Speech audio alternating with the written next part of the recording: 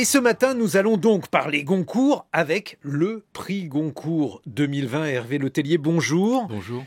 Vous avez obtenu le prix Goncourt pour le roman L'Anomalie aux éditions Gallimard. Vous êtes désormais le plus célèbre des écrivains drômois. Je devais vous recevoir le 1er avril et puis je crois qu'il y a eu des choses dans l'actualité qui font qu'on se voit aujourd'hui.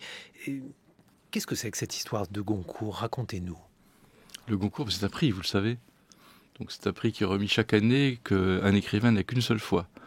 Donc voilà, c'est fait. Et depuis, c'est vrai que depuis maintenant 4 mois, je vis un Goncourt un peu spécial, puisque à la fois il est couronné comme étant un livre qui se vend énormément, et simultanément la vie sociale qui va autour de la remise d'un tel prix n'existe pas. Donc voilà, je suis un Goncourt qui vend, dit-on, beaucoup et qui est assez confiné. Oui, effectivement, puisque on considère que vous êtes au million. Vous y êtes déjà officiellement ? Non, je crois pas. C'est difficile de savoir parce que je crois que la manière dont on compte les chiffres exclut pour l'instant la Belgique, exclut la Suisse. Donc c'est difficile de comptabiliser. En tout cas, d'après mon éditeur, ce sont des chiffres impressionnants. En tout cas, ce qui est certain, c'est que dans ce livre, il est question, par exemple, d'un certain Victor Meisel, qui est un personnage écrivain qui n'a jamais connu le succès avant de se suicider, et que son éditrice découvre son dernier manuscrit, qui s'appelle justement L'Anomalie, Hervé Letellier. Et il y a donc une sorte de mise en abîme, même si vous êtes là et bien là aujourd'hui. Parmi nous, le fait d'avoir un tel succès, qu'est-ce que ça change dans la vie d'un écrivain ? Je crois que ça va changer beaucoup pour les livres précédents, c'est-à-dire la possibilité pour eux de ressortir, d'exister dans un format qui est celui du poche et donc d'être accessible à beaucoup de gens. Ça change aussi beaucoup pour peut-être la vie des livres à l'étranger, puisque la plupart des traductions sont en cours actuellement, avec des sorties déjà en Espagne et en Italie. Et puis, pour moi, vraiment, ce que ça va changer, c'est sans doute une grande liberté dans les années à venir, la possibilité d'écrire ce que j'ai un petit peu tout le temps fait, ce que je voulais, mais avec encore plus de liberté pour le faire. Puisqu'on est entre nous, Hervé Letellier, est-ce que vous pouvez nous dire si un tel succès, c'est le résultat d'une volonté d'avoir du succès ? Non, je crois pas. D'abord, on ne calcule pas pour avoir un prix, et puis ce qu'on appelle un best-seller, ce qui est quand même le cas de ce livre, ne se prévoit pas. J'avais joué, c'est vrai, avec les codes d'un certain nombre de formats de livres qui se vendent beaucoup, ce qu'on appelle des page-turners, les livres dont on tourne les pages avec des systèmes à la fin de chaque chapitre. On avait envie de savoir ce qui allait se passer pour chaque personnage, donc j'avais ce qu'on appelle des cliffhangers, comme on dit dans les séries. C'était vraiment mis en place volontairement et de manière presque ironique. Et puis finalement, cette ironie s'est transformée en effet réel, et c'est devenu beaucoup moins ironique que ça. C'est devenu un succès. Mais je pense que ça se calcule pas du tout. Je pense que de toute façon, la plupart des livres connaissent des destins injustes. Je pense aux livres de beaucoup d'amis qui sont excellents, qui ont été invisibles pendant à la fin du confinement, ou qui sont morts sur l'autel des 600 livres qui sortent à la rentrée. Et ça, c'est tout de même une difficulté. Ça paraît un peu coquet de dire ça de ma part, puisque je fais partie des gens qui ont été très visibles.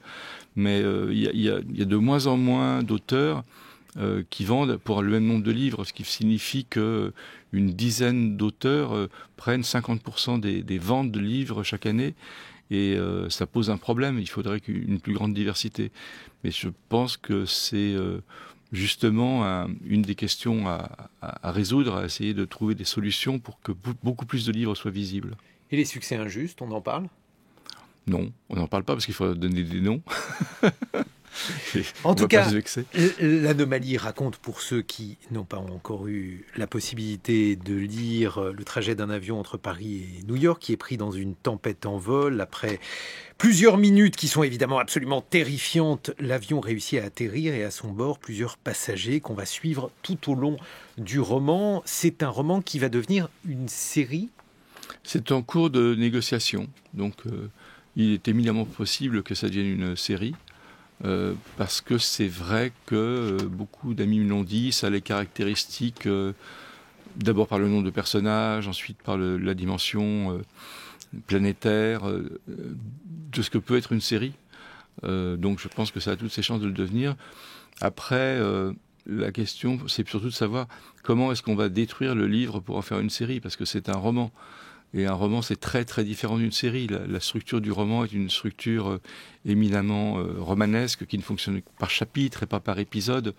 Un épisode est conçu de manière complètement différente. On n'imagine pas du tout des épisodes de présentation les uns après les autres. Je pense qu'on se lasserait. Donc il y a cette question de savoir qu'est-ce qu'on fait avec un texte littéraire pour en faire un objet cinématographique. Je vous propose d'écouter votre concurrente, Hervé Letellier, Marguerite Duras, puisque c'est jusqu'à aujourd'hui le Goncourt le plus vendu. Là, on écoute Marguerite Duras. C'est un drôle de truc, l'écriture.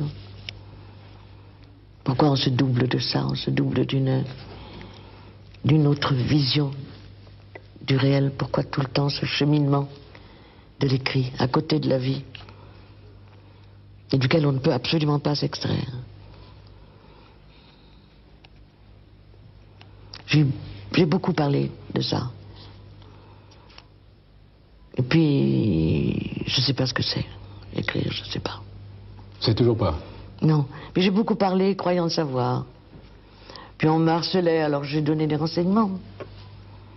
J'ai donné des renseignements sur l'écrit. Mais savoir de quoi ça procède essentiellement, je ne sais pas. Eh bien, je vous pose la question, Hervé Letellier, pourquoi? Si Marguerite ne sait pas. Pour la plupart des romanciers, je pense que l'écriture, ça consiste à écrire les livres qu'on a envie de lire. Alors, en l'occurrence, pour moi, pour l'Anomalie, c'était vraiment ça. C'est-à-dire le désir de combler un manque dans ma bibliothèque avec un livre que j'aurais moi écrit. C'est pas tout le temps le cas, je pense, et c'est pas faux que souvent on vous demande de donner des explications et qu'au fond on ne les a pas forcément. Il n'y a pas tout à fait tort dans cette façon de dire que l'écriture est une chose relativement difficile à expliquer. Il y a deux choses qui sont dans l'écriture. Il y a d'abord la question de la thématique et de la fiction. Qu'est-ce qu'on construit comme fiction? Autour de quoi on la construit? Et une chose qui est beaucoup plus mystérieuse encore, qui est lorsqu'on écrit une phrase, à quel moment on s'arrête de la modifier? À quel moment on est satisfait par un paragraphe, par un chapitre? Est-ce que tous les romans ne sont pas inachevés? Est-ce qu'à chaque fois qu'on passe, par exemple, ce qui est mon cas en ce moment, d'un livre qui a été longtemps un livre broché à un livre de poche, est-ce qu'on n'a pas envie de le modifier pour ajouter des choses qu'on aurait oublié d'écrire ou de mentionner, changer des phrases dont on est moins content qu'au moment où on les a écrites? Donc il y a toutes ces questions qui peuvent se poser en permanence. Il y a une question d'abandon dans l'écriture. Ça, c'est assez vrai. Et nous sommes en duplex avec Pierre Assouline, le critique littéraire. Bonjour Pierre Assouline. Bonjour. Quel est votre regard alors sur ce Goncourt, sur Hervé Letellier? Il n'écoute pas, hein. Je vais boucher les oreilles, vous pouvez y aller. Oui. Le regard. Ben écoutez, vous avez parlé des chiffres, bien sûr, c'est phénoménal, mais il faudrait qu'on arrête de parler de ça. D'abord parce qu'il faut rectifier une erreur. Ce n'est pas le Goncourt le plus vendu après Marguerite Duras. Pour l'instant, ce n'est pas le cas encore, même si c'est phénoménal. Les gens ont oublié, mais L'épervier de Maheu de Jean Carrière a été un concours phénoménal qui a dépassé 1 million d'exemplaires. Mais il est vrai qu'à l'époque, les auditeurs n'étaient pas nés. Donc, ce concours m'avait échappé, Pierre. Oui, c'est pour ça. Mais non, moi, ce qui me frappe et ce qui est intéressant dans ce que vient de dire Hervé Letellier, c'est de rappeler qu'on ne sait jamais rien du destin d'un livre. Et le premier qui disait ça régulièrement, c'était Gaston Gallimard. Tout ça parce que c'est une erreur de croire qu'on peut écrire pour faire un best-seller. Rien n'est plus triste qu'un best-seller qui ne se vend pas. Tout écrivain, toute personne qui penserait détenir une recette en écoutant par exemple Hervé parler de son livre et de la préparation de son livre, se tromperait.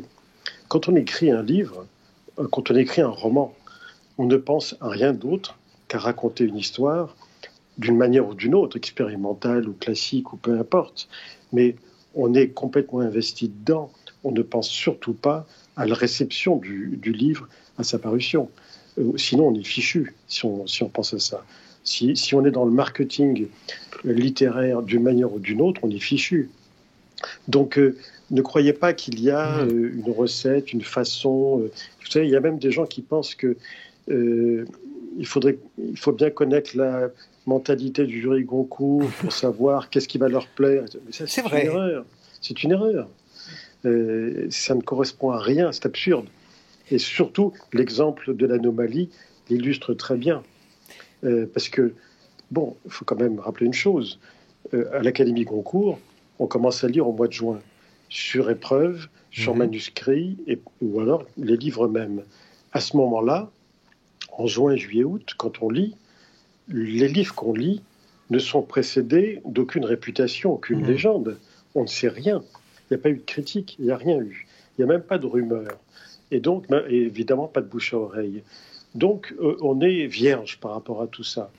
Et je peux vous assurer, sans trahir des secrets des délibérations ou des correspondances qu'on a pendant l'été, qu'on a tous été, mais tous les 10, séduits d'emblée par l'anomalie.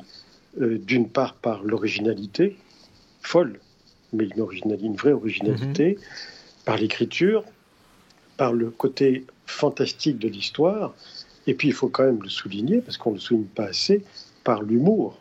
Même si parfois il y a une dimension tragique dans le livre, et c'est un livre qui est souvent très drôle. Donc tout ça conjugué fait que, sans se concerter, on a tous été emballés, c'est le cas de le dire. Il faut quand même rappeler aux auditeurs que le postulat, en tout cas moi ça a été mon cas, je connaissais un peu Hervé Le Tellier, j'avais lu des choses de lui, mais quand j'ai ouvert le roman, les toutes premières pages, je me suis dit quand même, il va quand même pas faire 300 pages, 350 pages, avec un postulat aussi démentiel. L'histoire d'un avion, d'un pilote à qui un tour de contrôle lui dit vous avez déjà atterri il y a 3 mois, avec les mêmes passagers, le même vol, etc.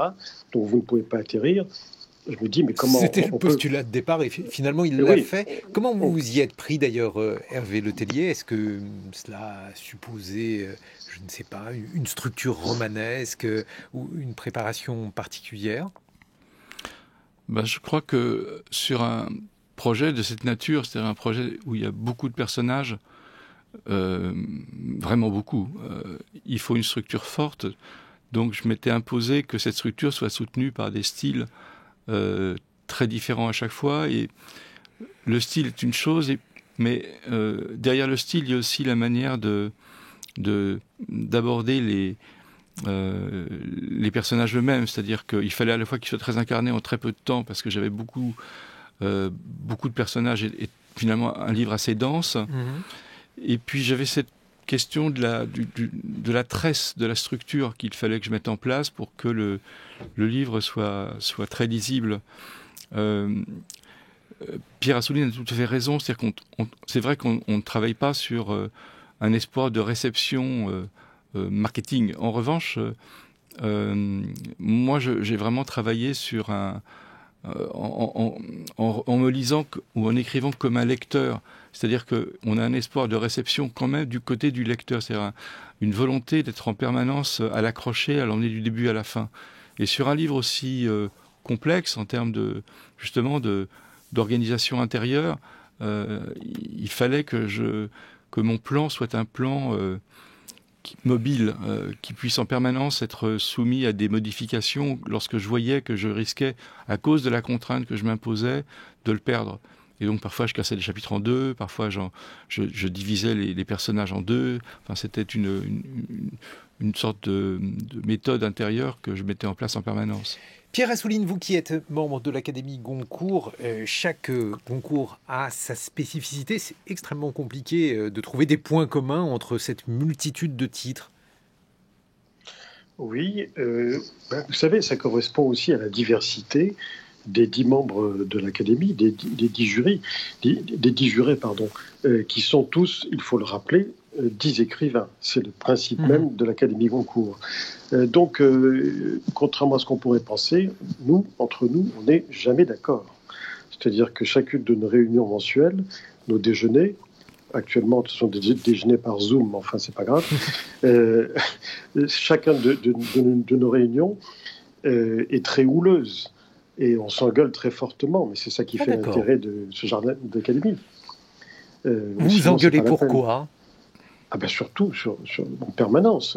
Vous en avez qui portent au nu un écrivain ou un texte, quel qu'il soit, et puis d'autres qui hurlent de rire en entendant ça, en disant mais c'est n'importe quoi, ça n'a ni queue ni tête, ça n'a aucun intérêt, etc. Donc c'est assez dur de voir que vous vous démenez pendant 10 minutes pour plaider la qualité d'un livre et que tout le monde vous écoute avec beaucoup d'intérêt et que celui qui prend la parole juste après dit oui, ça c'est n'importe quoi parce que c'est illisible ce livre. Ce qui veut dire qu'il n'y a pas encore de consensus sur ce qu'est une œuvre littéraire de qualité. On va continuer d'en discuter dans quelques instants. Pierre Assouline, membre de l'Académie Goncourt, donc, et critique littéraire, et Hervé Letellier. Vous avez obtenu donc le prix Goncourt en 2020 pour l'Anomalie, publié aux éditions Gallimard. Excellent réveil à tous, il est 8h sur France Culture.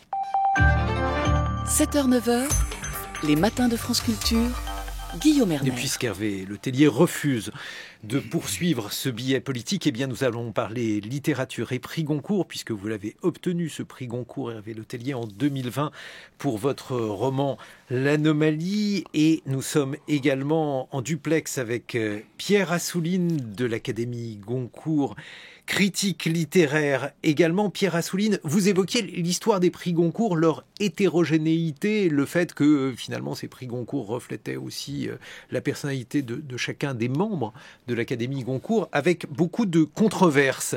Beaucoup de controverses qui veut dire que finalement il n'y a pas aujourd'hui de consensus sur la valeur littéraire d'une œuvre. Il n'y a pas de consensus, et fort heureusement, parce que sinon ce serait triste. Comme je l'ai dit, évidemment, de temps en temps, on a une sorte d'unanimité autour d'un livre. Le cas de l'Anomalie, mais aussi le cas du livre de Maël Renoir, qui était finaliste cette année et qui nous a tous emballés dès notre première lecture. Mais la plupart du temps, c'est beaucoup plus tranché que ça, d'un côté ou de l'autre. Il y a des rejets très forts et des enthousiasmes aussi forts pour les mêmes livres. Vous savez, souvent on demande aux membres du jury s'il y a une ligne Goncourt. Il n'y a pas de ligne, mais c'est vrai qu'il y a un esprit depuis les origines. Parfois, cet esprit est battu en brèche, mais cet esprit correspond au testament des Goncourt, auquel on tâche d'être fidèle, ainsi qu'aux statuts, aux règlements, etc. C'est un lieu très organisé à l'Académie Goncourt, sans contrainte, mais très organisé. Et ce testament, évidemment, veut couronner une œuvre en prose, ça on est bien d'accord, mais dans un esprit naturaliste. Et ça, c'est l'esprit des Goncourt d'autrefois, mais qui se retrouve dans des romans, disons, dans ce qu'on pourrait appeler une littérature populaire de grande qualité, ou de qualité. C'est le cas de l'Anomalie, et l'accueil du public en témoigne, mais c'était le cas aussi, par exemple, d'Au revoir là-haut, de Pierre Lemaître. C'est le cas de certain nombre de Nicolas Mathieu, qui a été un lauréat récent.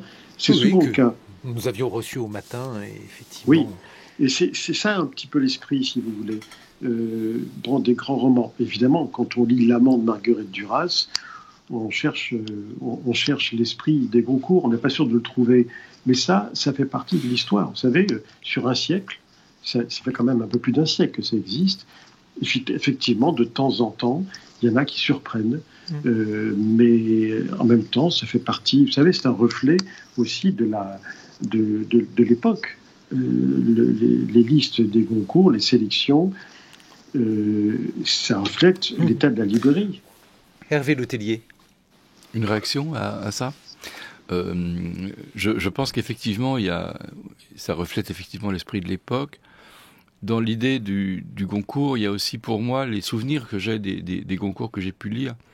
Et je me souviens d'avoir été fasciné par des livres comme Les Bêtises de Jacques Laurent il y a au moins 40 ans. Et de Gary, évidemment, La promesse de l'aube, et puis aussi un autre livre de Gary, mais qui n'était pas pour moi de Gary, puisque j'avais l'âge de lire Ajar, et qui était La vie devant soi.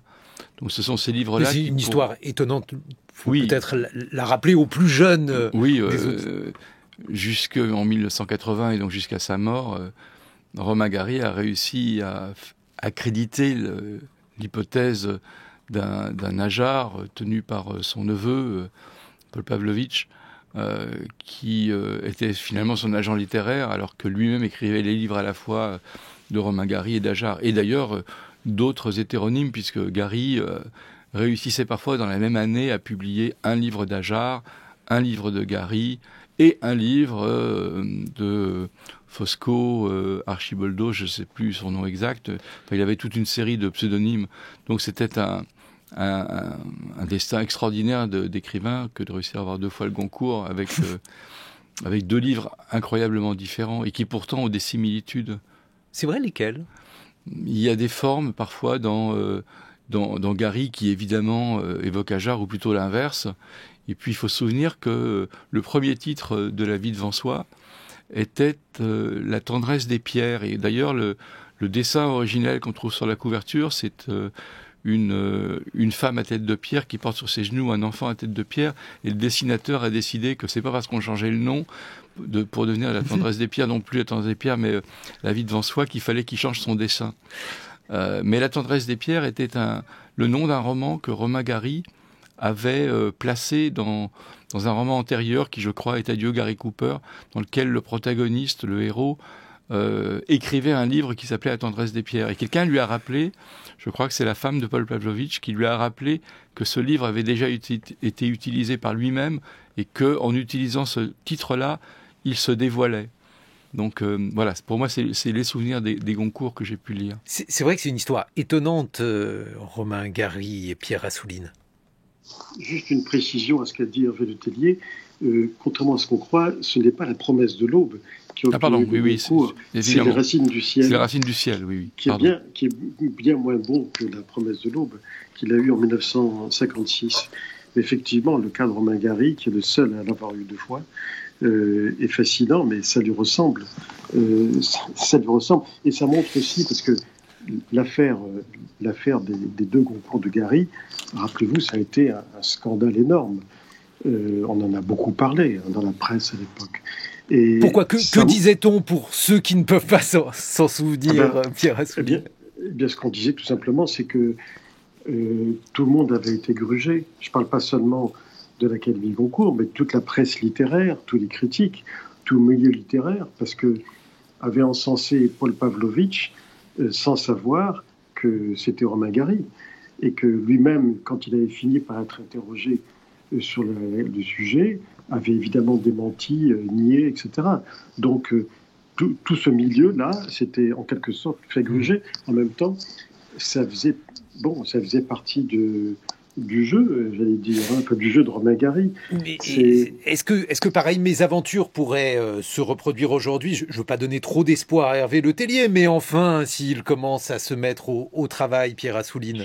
Oui, ça pourrait se reproduire. Disons que ce qui est intéressant dans l'affaire Gary, c'est que ça montre en quoi les prix littéraires en général, et surtout le plus important d'entre eux, le prix Goncourt, est la chambre d'écho de la vie littéraire. Parce que, ça a donné une résonance inouïe à cette histoire. Mais s'il y en a un qui pourrait aujourd'hui refaire le coup de Romain Gary, quoique après votre émission de ce matin, ça va être un peu plus difficile, c'est Hervé Le Tellier. Parce que mais on va l'entraîner. Non, mais on a oublié à quel point, on ne le dit pas assez, son livre, L'Anomalie, repose aussi sur le jeu. Hervé Le Tellier, c'est aussi le président de l'Oulipo. Et il y a une grande part de jeu dans L'Anomalie. À mon avis, tous ceux qui ont critiqué le livre, dans le bon sens, n'ont pas encore épuisé toutes les ressources de ce livre, qui a beaucoup de clins d'œil, d'intertextualité, de jeux sur les mots, de renvois, c'est très crypté par effectivement, endroit. C'est une écriture qui est très inspirée de l'Oulipo et de Pérec. Et d'ailleurs, on va entendre Perec dans l'émission Actualité littéraire, c'était en 1969. J'ai choisi une contrainte qui était extrêmement simple et qui est ceci: je ne vais pouvoir employer de mots que sous une certaine condition. Je ne sais pas ce que vous en pensez. Je pense que... Je crois qu'il faut le dire maintenant. C'est arrivé au moment où il faut le dire. Et j'ai décidé de me priver de la lettre la plus importante en français, qui est la lettre E. Je l'ai décidé d'une façon abrupte et en me disant au début que ce n'était pas possible, qu'on ne pouvait pas écrire. Effectivement, au début, on n'arrive pas à écrire. Ce qui a été pour moi fascinant, c'est qu'une fois donnée cette contrainte, le livre est sorti, je dois dire, tout seul. Enfin, il y a eu une espèce d'automatisation de l'écriture, de l'invention, qui n'a jamais cessé. Et qui en plus s'est mis à raconter tous les problèmes que je me posais moi à propos de l'écriture. Vous voulez dire que la suppression de la lettre E, c'est-à-dire l'obligation d'employer des mots dans lesquels il n'y a pas la lettre E, contribue à inventer l'histoire? Elle contribue à inventer l'histoire, d'abord très simplement parce que l'histoire que l'on va raconter va évidemment être l'histoire de cette disparition. Voici donc la voix de Georges Perec, et évidemment l'inspirateur de l'Oulipo, car vous êtes président de l'Oulipo. Hervé Letellier, autrement dit, une manière d'écrire sous contrainte, on peut la définir ainsi? Oui, on doit même la définir ainsi, c'est-à-dire que le principe même de l'écriture oulipienne, pas forcément le principe de tous les livres écrits par tous les oulipiens, mais en tout cas de certains de leurs livres, c'est de s'imposer une contrainte pour écrire. La contrainte que s'est imposée Perec est une contrainte évidemment incroyablement forte, parce que imaginez de simplement écrire une phrase ou prononcer une phrase qui ne contienne pas la lettre E, vous allez voir que c'est pas si simple que ça, et que la langue française est particulièrement riche en E. Je crois qu'une voyelle sur deux ou alors, comment s'y est-il pris pour écrire la disparition? Alors, il s'y est pris d'une certaine manière parce que d'abord il a demandé à... C'est un livre qui a été commencé à deux. Il a commencé avec Marcel Benabou, qui est toujours notre secrétaire définitivement provisoire et provisoirement définitif. Et avec Marcel, ils ont commencé à écrire ce projet. Marcel a abandonné en cours de route et Perec a continué tout seul. Il a continué tout seul, tout en demandant à certains de ses amis d'écrire des passages. Par exemple, Jacques Roubaud a écrit un poème sans E, Claude Berge a écrit une démonstration de mathématiques qui est juste, mais qui ne contient pas non plus la lettre E. Donc il y a toute une série d'oulipiens qui ont collaboré au projet de Perec, mais c'est Perec évidemment qui l'a intégralement mené à bien et qui a finalement écrit une œuvre dans laquelle, il a tout à fait raison de le dire, l'œuvre se construit à partir de la contrainte, tout comme la contrainte nourrit l'œuvre. C'était la première fois avec Hervé Letellier qu'un oulipien obtenait le prix Goncourt, Pierre Assouline, ou bien il y a eu d'autres oulipiens qui ont été couronnés? Question qui tue, parce que je n'en sais rien, mais il y a quand même... Pourtant, alors, depuis le début, vous m'impressionnez avec votre connaissance des prix Goncourt, les dates, etc. Je dis que vous êtes mémoire vivante du prix Goncourt, Pierre Assouline. Non, parce que ça m'intéresse beaucoup.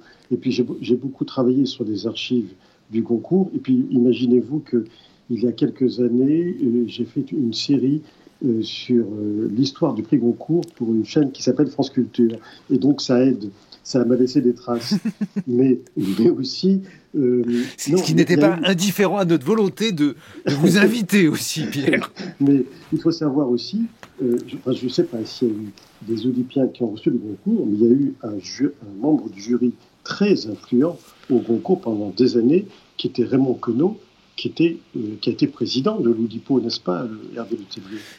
Alors, il y a eu deux Goncourt qui étaient Goncourt de la Nouvelle. Je crois qu'il y a Jacques Bins et qu'il y a Paul Fournel qui ont l'un comme l'autre reçu le Goncourt de la Nouvelle. Raymond Queneau n'était pas président de l'Oulipo, c'était François Le Lyonnais, mais c'était évidemment l'une des âmes de la naissance de l'ouvroir. Un mot de conclusion, Pierre Assouline, le Goncourt 2021. Alors, vous avez déjà commencé à lire des manuscrits, vous avez des choses? J'ai envie de dire par une boutade, ils n'ont pas encore été écrits. Mais c'est pas loin. Non, on recevra les textes à partir du mois de juin. Donc on n'en a aucune idée et on n'y réfléchit même pas. Pour l'instant, on a une réunion la semaine prochaine pour choisir et lire le concours de la nouvelle, celui du premier roman, celui de la poésie et celui de la biographie. Bon, merci beaucoup en tout cas d'avoir été avec nous ce matin, Pierre Assouline, pour évoquer cette histoire des Goncourt. Hervé Letellier est l'auteur de l'Anomanie, mais il est aussi l'auteur de ces villes imaginaires. Et il est venu avec l'une de ces villes imaginaires, Hervé Letellier. C'est un podcast qu'on peut retrouver sur le site de France Culture, mais vous avez emporté avec vous le texte de l'une de ces villes et vous allez en direct, en live, nous lire l'une de ces villes imaginaires. Hervé Letellier, nous vous écoutons. Il s'agit de la ville de Yarga. Les indigènes, semblant paisibles, nous décidâmes de passer la nuit. Nous n'envisagions pourtant pas de faire halte à Yarga. La ville ne possède a priori rien de remarquable. Une rivière paresseuse la traverse, l'océan est loin, tout comme la montagne. Aucune basilique élancée ne s'élève sur ces collines basses, aucune haute muraille ne la protège.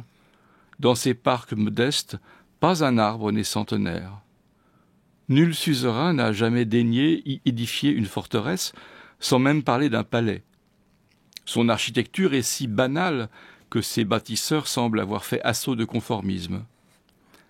Al-Soufi le Pieux ne mentionne pas Yarga dans son livre des villes illustres. Witten n'en dit mot dans son Tractatus Urbanisticus. Serge Sérep l'a oublié dans son célèbre Bâtir-construire. Les cartographes, dont on connaît le sérieux, semblent indiquer son emplacement à regret. On aura beau fouiller sa mémoire, aucun nom ne reviendra d'un savant ou d'un artiste qui soit né à Yarga. L'histoire elle-même semble avoir oublié Yarga. On se souvient du grand incendie de Nolod, de la peste noire qui ravagea Appra, du terrible siège de Itor, de la date de la bataille de Grimanna, de l'épouvantable séisme de Ximéco, mais devant Yarga, l'envahisseur passe son chemin, l'épidémie s'éteint et si la terre tremble parfois, c'est sans y croire tout à fait. Non, l'histoire semble se désintéresser de Yarga. Puis, peu à peu, comme on s'interroge, comme on questionne, le voile se déchire. On apprend qu'Otomet, l'immense architecte du grand temple d'Istar, naquit à Yarga, dont le grand conseil le chassa quand il n'avait que 20 ans. Tout comme les élus de la ville exilèrent au même âge la formidable poétesse Ibnor, alors qu'elle écrivait son immortel Chant noir du malheur.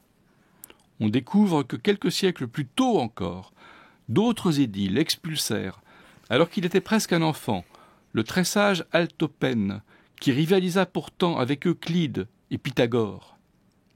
Et l'on comprend alors que la médiocrité est la voie discrète que Yarga s'est fixée. Ce qui paraît une malédiction n'est rien d'autre que sa stratégie pour traverser les siècles sans éveiller l'attention. Merci Hervé Letellier. Et après cette lecture des villes imaginaires que l'on retrouve donc sur le site de France Culture, il y a avec nous en duplex Régine Atchondo qui est présidente du Centre national du livre. Et Régine Atchondo, bonjour. Bonjour. Je vous ai convié parce que le CNL vient d'effectuer un baromètre sur les Français et la lecture. Et ce baromètre récèle quelques surprises, j'ai envie de dire surprises, parce que pendant le premier confinement, on a évoqué la façon dont les Français s'étaient livrés à la lecture, et finalement ce baromètre révèle que la situation est plus contrastée. Est-ce que vous pouvez nous dire en quelques mots en quoi cela consiste ? Oui, effectivement, la situation est plus contrastée, même si elle n'est pas totalement sombre. Mais il y a eu une baisse de la lecture en 2020 de la part des Français, qui ne s'est pas manifestée lors du premier confinement. Mais en revanche, le fait que le deuxième confinement, puis troisième confinement, soit intervenu dans la vie des Français, le fait que le télétravail se soit grandement répandu, puisque un Français sur 3 a pratiqué le télétravail, on pense que la porosité entre le lieu de travail et le domicile a joué finalement, entre guillemets, contre la lecture, notamment en fin d'année. les Français ayant le sentiment de beaucoup lire pour leur travail, les étudiants pour leurs études et les élèves pour l'école. Le livre, entre guillemets, plaisir, a été moins au cœur de la vie des Français. Il y a aussi la fatigue liée aux parents qui se sont occupés de la vie scolaire, le désir de mieux vivre chez soi et le bricolage qui a été très grandement plébiscité aussi pendant cette année. Et enfin, la diminution des transports, sachant que les transports en commun sont un lieu de lecture très important pour les Français. Cependant, 86% des Français ont lu au moins un livre dans l'année. Et les Français continuent de considérer que la lecture représente des valeurs très positives dans la vie, pour le plaisir, pour apprendre, pour se détendre. Ça, c'est clair, effectivement, que cela peut représenter ou incarner le plaisir, Régine Natchondo. Mais alors, j'ai lu, effectivement, que 86% des Français avaient lu un livre dans l'année. Mais alors, ça fait 8% de moins, c'est ça, que l'année d'avant ? 8% de moins que 2 ans, parce que c'est un baromètre que D'accord, que vous faites tous les 2 ans. Mais alors, 2 ans. C'est ça le paradoxe, parce que ça veut dire qu'en fait, finalement, lorsqu'on explique que les Français ont beaucoup acheté de livres, ont beaucoup lu de livres, ça veut dire que ce sont les gros lecteurs qui ont plus lu que les petits lecteurs qui, eux, pour un certain nombre d'entre eux, ont presque abandonné la lecture. C'est ça, en fait, que ce baromètre révèle. Oui, tout à fait. En fait, ce que le baromètre révèle, c'est que le marché n'a baissé que de 3% en 2020. Mais le panier moyen des acheteurs de livres a augmenté. Ah oui, c'est ça. Donc en fait, ce sont vraiment des gros lecteurs qui ont plus lu. Gros lecteurs ou lecteurs habituels. Hervé Letellier, qu'est-ce que vous avez fait pendant le confinement ? Vous avez beaucoup lu ? Pas tant que ça. En fait, je dois avouer que le confinement a pesé en fait sur mon moral en général. Non, mais en général sur le moral, et que j'avais peut-être un peu moins envie de lire que lorsque je suis en situation normale. Donc je me suis promené, j'ai peut-être regardé aussi, je dois avouer, des séries. Donc j'ai passé plus de temps devant mon écran. Mais c'est intéressant, Régine Natchondo, parce que effectivement, il y a eu différents comportements pendant le confinement. Certaines personnes réussissaient à relire Proust, d'autres avaient du mal à lire, à venir à bout d'un haïku. Donc il y avait des comportements très différents. Les séries pèsent comme étant une véritable concurrence à la lecture, notamment pendant cette période-là. Est-ce que ça, vous le mesurez ? Vous avez des idées à ce sujet ? Oui. Oui, les séries, et pas uniquement les séries. Chez les jeunes, notamment YouTube, qui est quasiment la première chaîne aujourd'hui des jeunes en France. La musique en ligne, les petites vidéos en ligne, les séries, toutes les plateformes. Il y a un temps passé devant les écrans sous différentes formes, qui est beaucoup plus important en 2020. On l'a vu d'ailleurs dans le succès de toutes les plateformes, notamment celle de France Culture, le succès des podcasts. Et donc, c'est une concurrence, entre guillemets, si je puis dire, à la lecture. Et comme le dit Hervé Letellier, certains Français n'avaient pas le moral, d'ailleurs, les Français n'ont pas le moral. Oui. Notre étude a été faite par Ipsos, et il se trouve que Ipsos est en train de travailler sur une grosse étude qui leur a été demandée sur le moral des Français. Et le directeur d'opinion d'Ipsos, qui est venu à la présentation de notre baromètre, disait qu'effectivement, le moral pèse aussi sur la lecture, avec une plus grande difficulté à s'abandonner, finalement, dans un imaginaire, là où notre vie est pleine de contraintes. Et alors, ça aussi, c'est quelque chose qui peut-être expliquer d'ailleurs le succès de l'Anomalie, Hervé Letellier, même si vous n'êtes pas forcément le mieux placé pour le dire, mais lorsque l'on évoque un roman qui permette de s'évader dans la production littéraire actuelle, l'Anomalie est peut-être l'évidence qui vient en premier à l'esprit ? Je pense qu'effectivement, le caractère de distraction au sens étymologique du mot, c'est-à-dire tiré en dehors, a pu jouer effectivement à un moment donné où les gens étaient reclus chez eux. Le livre leur proposait de voyager. On ne pouvait pas voir beaucoup de personnes à la fois. Le livre proposait beaucoup de personnages. Donc tout ceci participait d'une certaine manière d'une ouverture sur un univers qui nous était interdit. Et je pense que ça a dû effectivement jouer. dans le succès du livre. Et le fait que ça relève, alors je sais que le terme n'est pas forcément évident pour vous, ce n'est pas peut-être celui que vous employeriez, mais de la science-fiction, du fantastique, est-ce que vous diriez ça? C'est pas un terme que je récuse, hein, c'est-à-dire que c'est pas un genre pour lequel j'ai la moindre aversion. J'ai eu une jeunesse qui s'est passée à en lire.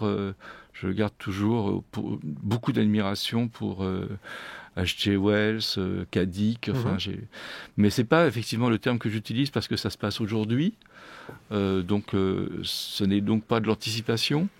En revanche, il y a de la science et il y a de la fiction. Moi, j'utilise le terme d'expérience de pensée, mais il y a une dimension effectivement de dystopie, d'univers différent du nôtre, tout en étant le nôtre, qui fait qu'effectivement, c'est un déplacement. Et que ce déplacement que propose la fiction de l'anomalie est un déplacement qui fait s'échapper de notre monde tel qu'il est, même si ça se passe dans notre monde. Et c'était une sorte de décalage qui a joué sans aucun doute pour favoriser un succès, comment dire, un succès véritable. Un succès entre guillemets de lectorat. C'est-à-dire que les gens se disaient, tiens, lis ça, parce que ça va te faire oublier la situation dans laquelle on est. On sortait du monde. Une réaction, Régina Tchondo? Oui, je pense que Hervé Letellier il voit très très clair sur son livre. Je pense qu'il représentait à la fois un miroir et un échappatoire. Il faisait écho à l'époque, on était en pleine anomalie. On n'en est pas sorti complètement d'ailleurs, Régina Tchondo. Je pense. Et la science-fiction aussi, qui permet de rêver, de s'inventer des mondes, a aussi beaucoup joué, même si c'est pas proprement parlé peut-être un livre de science-fiction, mais il a cette dimension-là. Et d'ailleurs, les jeunes, cette année, ont plébiscité la science-fiction, et même s'ils se détournent de la lecture, ce qui va représenter d'ailleurs un enjeu pour le Centre national du livre, de faire en sorte de véritablement penser le fait de pouvoir attraper les enfants, si je puis dire, à partir de 12-13 ans, qui est l'âge où ils nous abandonnent pour la lecture. Je pense que l'anomalie a vraiment été le livre écho par excellence. Et il a vraiment correspondu à cette époque. Et c'est amusant parce que souvent les artistes, d'ailleurs, ont cette prescience sans le savoir eux-mêmes. Et c'est ce pourquoi je pense que leur présence dans notre société, dans vos matinales, leur présence auprès de toutes les réflexions qui peuvent essayer de nous faire avancer sur ce que traversent nos sociétés, devrait être confiée à des groupes d'artistes qui sont souvent très visionnaires. Et je ne pense pas du tout qu'Hervé Letellier pensait qu'on allait traverser cette crise. Et néanmoins, son livre, d'une manière très très forte, il fait écho. Eh bien, voilà, c'est pour ça qu'il est président, Hervé Letellier, président de l'Oulipo. Il n'y a pas de hasard. Il nous a donné donc l'anomalie. Merci beaucoup, Régina Tchondo, d'avoir été avec nous ce matin pour nous dire quel était le rapport que les Français entretiennent avec la lecture.